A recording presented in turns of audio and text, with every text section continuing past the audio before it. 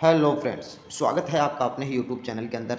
तो अब हम अपने आयुष्कामी अध्याय के अगले पार्ट के अंदर चलेंगे। तो इसके अंदर मैं आपको अगले कोटेशन की तरफ ले चलता हूँ, तो इसको आप ध्यान से सुनिएगा, क्योंकि ये मैं आपको सबसे पहले बता चुका हूँ कि ये आपका बेसिक पार्ट कवर करता है आयुष्कामी अध्याय। अगला नेक्स्ट लेसन आपका दिनचर्या, और इससे भी अगला नेक्स्ट ऋतुचर्या, क्योंकि ये आपके लेसन्स एकदम क्लियर होने पर आपको जो चरक संहिता, इसके अलावा अष्टांग के अगले जो नेक्स्ट लेक्चर्स हैं वो आपको बहुत ही अच्छे तरीके से समझ में आएंगे। और यही नहीं, आपको इसमें पदार्थ विज्ञान के अंदर भी बहुत हेल्प मिलेगी। तो देखिए, शुरू करते हैं। हमने यहाँ पर उसका एंडिंग कर दिया था। अब हम बात करते हैं यहाँ से कि introduction of disease and health. देखिए, introduction of disease and health के बारे में इसमें क्या दिया गया है कि रोगस्तु रोगस्तु दोष वैषम्यम रोग साम्यम अरोगता। कहने का मतलब ये है कि रोगस्तु रोग, दोष वैषम्य, वैषम्य होता है इम्बैलेंस, या तो बढ़े हुए दोष या घटे हुए दोष। तो ऐसे बोलना चाहता है कि रोगस्तु रोग का जो कारण है वो दोष वैषम्यम, दोषों का बढ़ा हुआ या घटा हुआ। इसको आप दोबारा समझिए कि मान कि 3 दोष हैं आपके, वात पित्त एंड कफ। यदि इन तीनों दोषों यदि इक्वल नहीं है, कहने का मतलब तीनों में साम्य अवस्था नहीं है, कोई भी बढ़ा हुआ या घटा हुआ है, एक बढ़ा हुआ है एक घटा हुआ है, तो दोष का साम्य में नहीं है, दोष वैषम्य है, अर्थात दोषों की असंतुलनता है। तो दोष साम्य में नहीं, इसलिए वो रोग का कारण बनते हैं। आगे देखिए कि दोष साम्यम अरोगता। यदि ये दोष हैं वात पित्त और कफ, यदि ये तीनों साम्य में के अंदर होते हैं, साम्य के अंदर होने से इनका मतलब होता है कि ना तो कोई बढ़ा हुआ है ना कोई कम है, तो ये अरोगता, अरोगता मतलब आरोग्य उत्पन्न करते हैं। आरोग्य का मतलब कोई भी डिजीज़ नहीं होते हैं। तो कहने का सीधा सा मतलब है कि जो भी डिजीज़ होते हैं, रोग होते हैं, वो वात पित्त कफ तीनों दोषों की इम्बैलेंस होने के कारण होते हैं। यदि ये तीनों बैलेंस होते हैं, एक बैलेंस तरीके के अंदर होते हैं, तो कोई भी डिजीज़ होने की पॉसिबिलिटी नहीं होती है। अपन को इसी चीज़ का ध्यान रखना है कि किसी भी ट्रीटमेंट करने के लिए हमारे को कि वात पित्त कफ तीनों जो दोष हैं वो बैलेंस कैसे हो, इसी के ऊपर अपन को काम ऑफ डिजीज की रोगों को दो पार्टों के अंदर डिवाइड किया गया है। तो कौन कौन से हैं वो दो पार्ट सुनेगा। देखिए, इसमें दे रखा है कि निज निज आगंतुक विभागेन तत्र रोगा द्विधा स्मृतः, कि रोग जो हैं अपनी उत्पत्ति के आधार पर हैं, वो दो प्रकार के होते हैं। इसके अंदर एक तो आपका निज रोग, मतलब खुद के शरीर के अंदर जो रोग हैं वो, और आगंतुक कोई बाहर से कोई रोग आए तो उसमें दिया गया है कि रोग अपनी उत्पत्ति के आधार पर दो प्रकार के होते हैं। इसमें आपका निज रोग और आगंतुक रोग, ये दो ही रोग होते हैं। ठीक है, क्योंकि जो आपकी बॉडी के अंदर प्रोड्यूस होगा वो डिजीज़, और एक बाहर से इन्फेक्शन के थ्रू आए वो डिजीज़, तो आपके दो रोग हो गए। आगे चलते हैं। देखिए, इसमें दे रखा है कि दो रोगाधिष्ठान, two platform of diseases, two platform of diseases, मतलब कि रोगों के अधिष्ठान, की जहाँ पर रोग रहते हैं उसको बोलते हैं अधिष्ठान। ठीक है, अधिष्ठान। तो इसमें देखिए आप, रोगों के अधिष्ठान के अंदर कि तेसाम तेसाम तेसाम काय मनोभेद अधिष्ठान अपि द्विधा। इसके अंदर दो भी अधिष्ठान बताए गए हैं, जिसके अंदर एक तो होता है आपका काय मतलब शरीर, और एक मन शत्रु। तो जहाँ पर रोग का वास करता है, जहाँ पर रोग रहते हैं, वो आपके दो ही पॉसिबिलिटी हैं, दो ही अधिष्ठान है इसमें, आपका एक शरीर और दूसरा मन। इसी के अंदर ही रोगों का निवास होता है, उनका रहने का स्तर होता है। ओके, आगे देखिए, हम आपको बताऊं, इसके अंदर बहुत ही अच्छा कोटेशन दे रखा है ये कि रज स्तमश्च मनसो द्वो च दोषा उदाहरितो। मैं आपको बताऊं, आपके यहाँ पर दे रखा है कि मानसिक दोष, आपके मानसिक दोष, ये आपको याद कर लेना है कि आपके मानसिक दोष कौन कौन से होते हैं। तो मैं आपको बता दूं, मानसिक जो दोष हैं वो दो होते हैं। मानसिक दोष के अंदर आपका एक तो आ गया रज, और एक आपका आ गया तम। इसमें सत्व को मानसिक दोष के अंदर इंक्लूड नहीं किया गया, ये आपको ध्यान में रखना है। तो रज स्तमश्च, रज और तम मनसो दो च दोषा वृद्धा। तो आपको याद रखना है कि मानसिक दोष दो प्रकार के होते हैं, उसके अंदर रज और तम। ओके, आगे देखिए, इसमें दे गया। अब देखिए, कोई भी पेशेंट आता है, रोगी आता है, तो उसकी परीक्षा की जाती है। तो परीक्षा करने के आप हमारे पास में 3 ऐसी युक्तियाँ होती हैं, एक ऐसे तरीके होते हैं जिनके द्वारा हम उसका इन्वेस्टिगेशन कर सकते हैं। तो कौन कौन सी हैं वो 3, ये आपको कोटेशन याद करने हैं, क्योंकि बहुत ही इंपॉर्टेंट है, आपको ये याद होना ही चाहिए। देखिए, इसमें दिया गया है कि दर्शन स्पर्शन प्रश्न ही परीक्षितम च रोगिणम। दर्शन, दर्शन मतलब कि देखकर। अब सर, देखने से क्या मतलब है?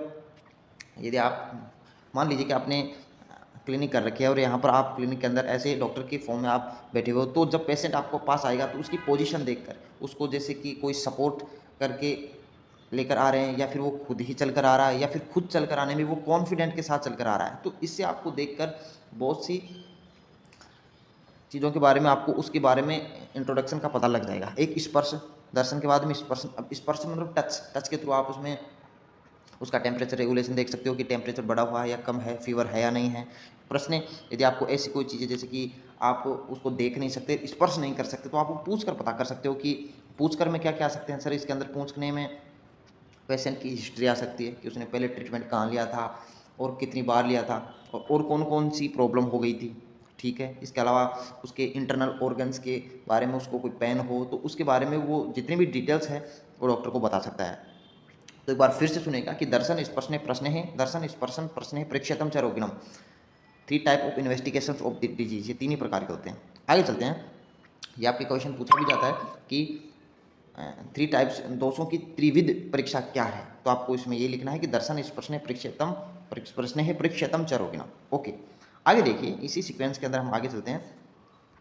इसी सीक्वेंस के अंदर हमारे को आगे ये गिवन है कि 5 टाइप्स ऑफ रोग निदान। अब रोग के निदान करने के 5 प्रकार होते हैं, ठीक है। अब देखिए 5 प्रकारों में आपको एक एक प्रकार बताता हूँ कि रोगम निदान प्रागरूप।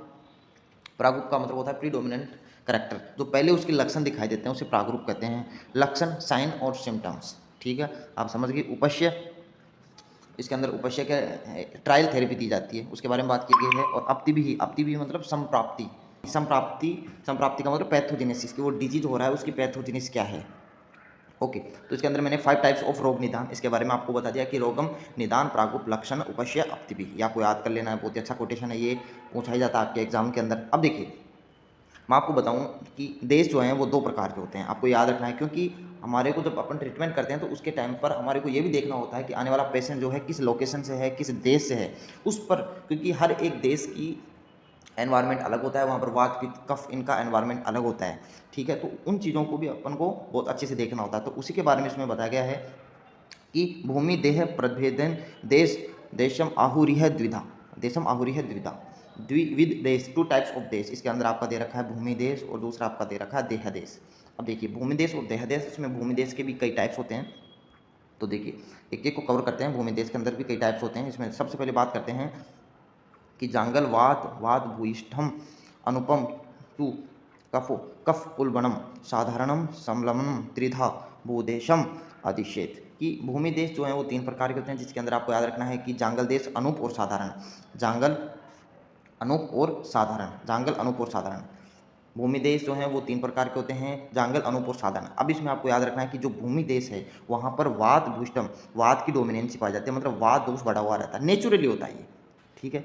जो आपकी अनूप देश है वहाँ पर कफ दोष प्रधान होता है, कहने का मतलब कफ दोष की डोमिनेंस होती है अनूप देश के अंदर। और साधारण देश ऐसा देश होता है जहाँ पर वात पित्त कफ तीनों जो दोष हैं वो इक्वल होते हैं, कहने का मतलब दोष वैषम्य में नहीं पाया जाता, जो हमने अभी इसके बारे में जिक्र किया है। तो आपको क्या याद रखना है कि सर देश 2 प्रकार के होते हैं, भूमि देश और देह देश। भूमि देश फिर से मैं आपको बताऊं, भूमि देश फिर से 3 प्रकार के होते हैं, जांगल अनूप और साधारण। जांगल देश होता है वहाँ पर वात की डोमिनेंसी पाई जाती है, अनूप के अंदर कफ प्रदान पाया जाता है, और साधारण देश के अंदर वात पित्त कफ तीनों दोष जो होते हैं वो समान मात्रा में साम्य के अंदर रहते हैं।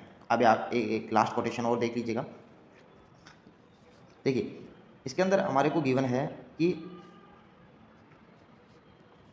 क्षणादिव्यार्थ व्यवस्था च कालो भेषज योगकृत।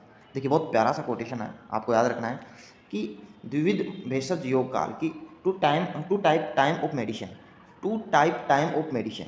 चिकित्सा प्रयोग के अनुसार काल के 2 भेद बताए गए हैं कि अपन जो भी मेडिसिन लेते हैं वो कौन से काल के अंदर लेने चाहिए। तो उस हिसाब से चिकित्सा पद्धति को अंदाज में रखते हुए, उसका ध्यान में रखते हुए 2 ही कालों का वर्णन किया गया है, जिसके अंदर एक तो आता है आपका शनादि काल, ठीक है, और दूसरा आपका आता है इसके अंदर वैद्यावस्था काल, ठीक है। अब देखिए सनादि काल क्या होता है, इसके अंदर आपकी अलग अलग टाइम पीरियड होता है कि जैसे एक अक्षी के अंदर निमेष कितने होते हैं, एक निमेष में कितने मुहूर्त होते हैं, तो इसमें अक्षी निमेष मुहूर्त दिन रात पक्ष मास ऋतु और आदान आदि अन्य वर्ष या आदान आदि आप अगले चैप्टर के अंदर पढ़ोगे, ठीक है। तो ये इस सनादि काल के अंदर आते हैं, बहुत ही छोटा काल होता है। और जो कि वैद्यावस्था काल होता है उसमें रोगों की पोजीशन कैसी है उसके बारे में पता लगाया जाता है कि रोग हुआ है नहीं हुआ, या क्यूरेबल फॉर इजीली, आसानी से ट्रीटमेंट किया जाता है या नहीं किया जा सकता। जैसे कि इसमें वो साध्य है या कृच्छ साध्य है या याप्य है, मैंने आपको पहले बताया है कि कृच्छ साध्य क्या होता है, याप्य क्या होता है। और अमावस्था और है या पक्वावस्था, कि उसके अंदर जो डिजीज़ है उसके अंदर उसमें अजीर्ण है या वो पक गया, आपने जो भी फूड का इंटेक लिया है वो अभी उसका डाइजेशन हो गया है या नहीं हुआ। तो एक कंप्लीट वीडियो था जिसके अंदर मैंने आपको बहुत ही अच्छे से हर एक कोटेशन को समझाने की कोशिश की है। यदि आपको ये अच्छा लगा तो आप इस चैनल को ज़रूर से ज़रूर लाइक, शेयर और सब्सक्राइब ज़रूर करिए। मिलते हैं एक अगले पार्ट के अंदर, तब तक के लिए जय हिंद, जय धन्वंतरी।